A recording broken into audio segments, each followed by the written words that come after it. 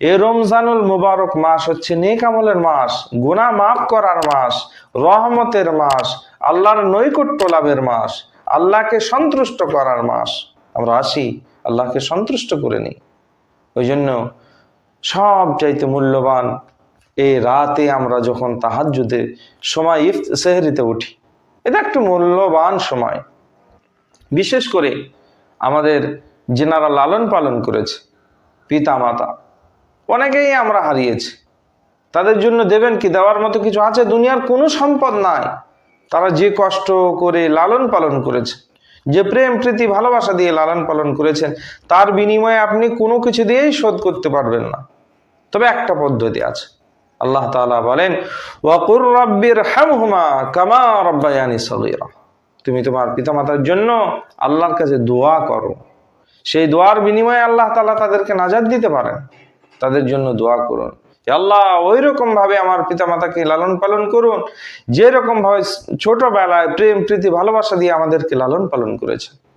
আল্লাহ তাবারক তাআলা, আল্লাহ তাআলার কাছে এই রহমতের রাত আমরা সেহরিতে উঠি, দোয়া করি, নিজের ভবিষ্যতের জন্য দোয়া করি, নিজের প্রয়োজনের জন্য দোয়া করি, নিজের সুস্থতার জন্য দোয়া করি, পরিবেশের জন্য দোয়া করি, নিজের চাকরি বাকরির জন্য দোয়া করি। আল্লাহ তাআলা শুনবেন। তাহাজ্জুদের সময় তো আল্লাহ তাআলা আসমানের প্রথম আসমানে চলে আসেন।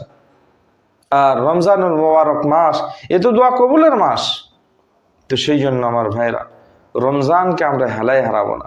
আল্লাহ নবী সাল্লাল্লাহু আলাইহি ওয়াসাল্লাম আরো বলেন, মান সামা রমাদানা, যে ব্যক্তি রমজান মাসে রোজা রাখে, ঈমানান ওয়া ইহতিসাবা গুফিরা লাহু মা তাকাদ্দামা মিন যামবি, ওই ব্যক্তির গুনাহসমূহকে মাফ করে দেওয়া হয়। যে আশা আকাঙ্ক্ষা নিয়ে, বদলার আশা নিয়ে, আল্লাহকে সন্তুষ্ট করার জন্য, আল্লাহকে পাওয়ার জন্য, আল্লাহকে ভালোবেসে রোজা রাখে, ক্ষুধার্ত থাকে, পিপাসার্ত থাকে, সারাদিন ক্লান্ত থাকে, আল্লাহ তাবারক ওয়া তাআলা তাদের জীবনের সমস্ত গুনাহ মাফ করে দেবেন।